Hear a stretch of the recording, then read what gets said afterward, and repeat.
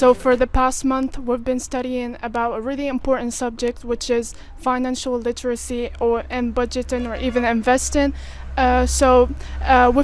We've also talked about many topics, including how Gen Z are facing this problem nowadays, and that they don't really have the full awareness of the importance of budgeting nowadays. Knowing that there are a lot of reasons and issues that Gen Z are actually facing. So today we're going to have a small roundtable about the same topic. So from that we can listen to the students' opinions and ideas. One of the biggest problems with teaching finance in school is the lack of employees themselves. In nowadays world, we have the problems of inflation, job market challenges, between companies. Those problems are in their climax right now. So now you can't find someone to teach about leadership and time management.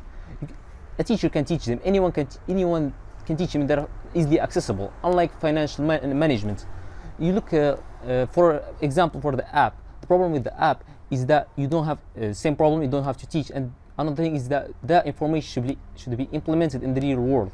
You cannot neglect real world application because it is very much. You learn from the real world more than when you learn in theory. You know that many experts affirm that financial literacy should be a school subject because it is very important for students, or we say Gen Z. Okay, since we are speaking about teenager, why we not saying Gen Z? Okay, so budgeting will be achievable. This will be by following a lot of methodologies and tips and tricks, and among them we can state. Firstly, students should know if the item is a want or a need. Sometimes you find something is yourself obliged to buy something because it is just attractive or it is trendy. But on the other hand, sometimes you find you're supposed to buy something because there is a need. So students should have that spirit of distinguishing between what is need and what is a want. One thing that a person must make sure of learning while trying to learn how to budget and manage your money is learning the value of money itself. Because how can a person manage and deal with his finances if he does not know its value? You can have the number. Yes, of course, everyone can understand it, but the value of that number of money, that quantity, is the real problem for some people. And in a roundtable discussion, we discussed how we can learn this skill. And the best way that we found out was a part-time job.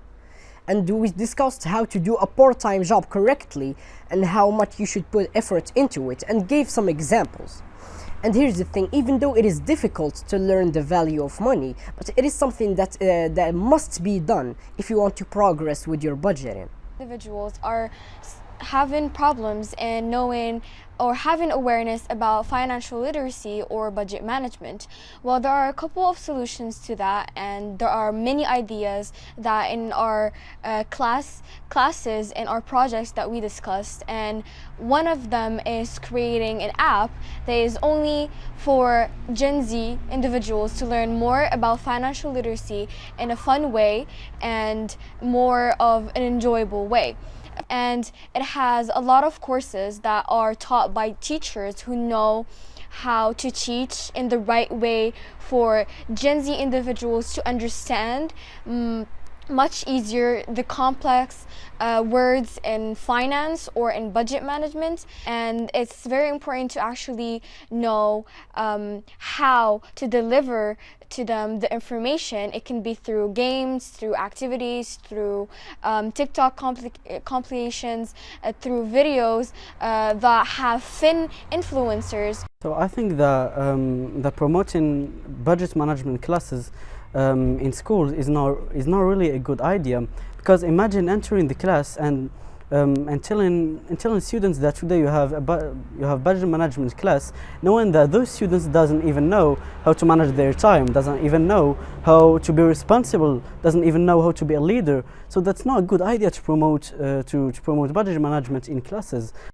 We all know that Gen Zers are the undisputed champions of being the first to hop onto the latest social media trends and social events, which makes striking a balance between wanting to have fun now and saving money for the future challenging for them. That's why they should prioritize their essentials.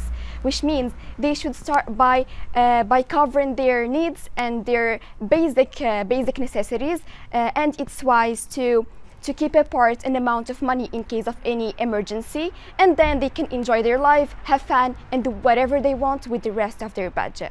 And as we know that marketing is like the main reason, because first of all, it's just something that makes people want to buy a product even though it's useless.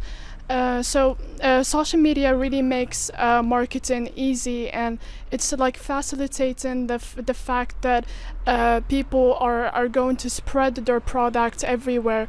And as we know that Gen Zers nowadays are always on their phones, every single person has his own social media accounts, so it's easy for them to see to these trends and to these products, so they're like more inspired to buy them, even though most of them don't even have the right amount of money to buy them.